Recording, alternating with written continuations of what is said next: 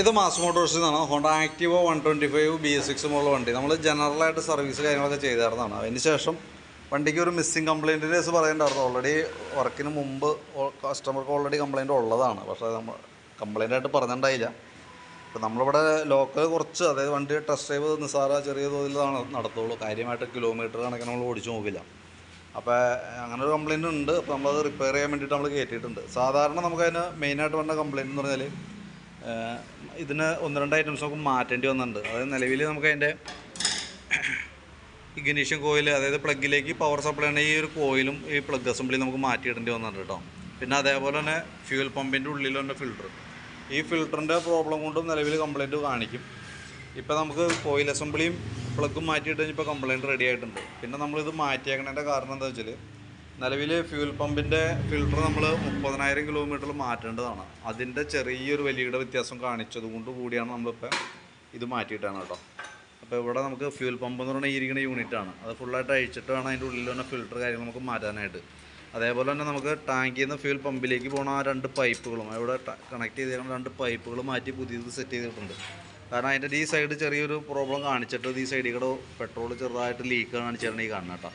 അപ്പോൾ അതുകൊണ്ടാണ് അത് മാറ്റിയിട്ടാണ്. കാരണം അതിൻ്റെ ഉള്ളിലൊക്കെ ആ ടാങ്കിൻ്റെ അവിടെ നിന്ന് തന്നെ നോബ് തുരുമ്പിട്ടിട്ടൊന്ന് ബഡ്ജായിട്ട് ആ ഭാഗത്തേക്കടെയാണ് ചെറുതായിട്ട് പെട്രോൾ ലീക്കായിക്കണേ കാണുന്നത്. അപ്പോൾ അങ്ങനെ ഒരു കംപ്ലയിൻറ്റ് കണ്ടതുകൊണ്ടാണ് നമ്മളത് മാറ്റിയിട്ടാണ് കേട്ടോ. അപ്പോൾ ഈ 2 പൈപ്പ് മാറ്റിയിട്ടുണ്ട്. പ്ലഗിലേക്ക് പോണ ഈ HT കോയിൽ മാറ്റിയിട്ടുണ്ട്. പ്ലഗ് മാറ്റിയിട്ട് സെറ്റാക്കിയിട്ടുണ്ട്. കൂട്ടത്തിക്കടെ നമുക്ക് ഫ്യൂൽ പമ്പിൻ്റെ ഫിൽറ്റർ കൂടി മാറ്റിയിട്ടുണ്ട്. അതല്ലെങ്കിൽ പിന്നെ നമ്മൾ ഇതിന് വേണ്ടിയിട്ട് പിന്നീട് വീണ്ടും കയറ്റാൻ നിൽക്കണം. അതുകൊണ്ട് നമ്മൾ കൂട്ടത്തിക്കടെ അത് മാറ്റിയിട്ടാണെന്നുള്ളൂ.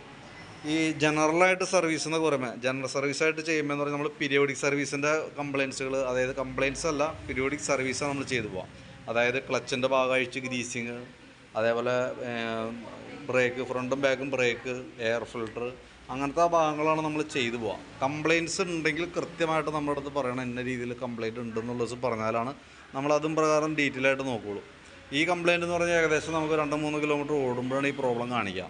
അതിന് മുമ്പ് കാണിച്ചാണ് ഹിസ്റ്ററി അങ്ങനെയാണ്. അപ്പോൾ നമ്മളിവിടെ ലോക്കലാണ് നമ്മളിട്ട് ഓടിക്കുന്നത്. നമ്മൾ പൊല്യൂഷൻ എടുക്കാൻ പോയപ്പോൾ വണ്ടി ഓടിച്ചിട്ടുണ്ടായി. അതേപോലെ തന്നെ വണ്ടി സ്റ്റാർട്ടിങ് കംപ്ലയിൻ്റ് നമ്മൾ വണ്ടി എടുത്തു കൊണ്ടുവന്നത്. അപ്പോൾ ആ കൊണ്ടുവരുന്ന സമയത്തൊന്നും ഓൾറെഡി നമുക്ക് കംപ്ലയിൻറ്റ് കിട്ടിയിട്ടില്ല എന്നുള്ളതാണ്. കസ്റ്റമറുടെ ഓൾറെഡി കംപ്ലയിൻറ്റ് പറഞ്ഞിട്ടില്ല. അപ്പോൾ അങ്ങനെ വരുമ്പോഴത്തേക്ക് നമുക്ക് നമ്മുടെ കംപ്ലയിൻറ്റ് കിട്ടിയാലാണ് നമുക്ക് ആ കംപ്ലയിൻറ്റ് എന്താണെന്ന് വെച്ചാൽ നോക്കി പരിഹരിക്കാനായിട്ട് പറ്റുള്ളൂ. ഇപ്പം നിലവിൽ നമുക്ക് കംപ്ലയിൻറ്റ് പറഞ്ഞിട്ടുണ്ടായിരുന്നു. ഓൾറെഡി നമ്മൾ ഓടിക്കുമ്പോൾ കംപ്ലയിൻറ്റ് കിട്ടി. അപ്പോൾ അതുകൊണ്ട് തന്നെ ആ പ്രോബ്ലം സോൾവ് ചെയ്ത് വിട്ടിട്ടുണ്ട് കേട്ടോ. അപ്പോൾ ഇത്ര ഐറ്റംസ് നമ്മൾ മാറ്റിയിട്ടുണ്ട്. ഓക്കെ, ഫ്യൂൽ പമ്പ് അടക്കം ഫുള്ളായിട്ട് അയച്ച് ക്ലീൻ ചെയ്ത് റീസെറ്റ് ആക്കിയിട്ടുണ്ട്. അപ്പോൾ അതിൻ്റെ എക്സ്പെൻസ് കാര്യങ്ങളൊക്കെ എസ്റ്റിമേറ്റ് ആക്കിയിട്ട് അതിൻ്റെ ഡീറ്റെയിൽസ് വാട്സപ്പിലേക്ക് ഇട്ടേക്കാം. അപ്പോൾ ഞാൻ ആ വർക്ക് കംപ്ലീറ്റ് ചെയ്തതിന് ശേഷം കുറേ ഓടിച്ച് നോക്കിയായിരുന്നു. അത്യാവശ്യം കിലോമീറ്റർ നമ്മൾ ഓടിച്ചു. വേറെ കംപ്ലയിൻസ് ഒന്നും കിട്ടിയിട്ടില്ല. ഓക്കെ.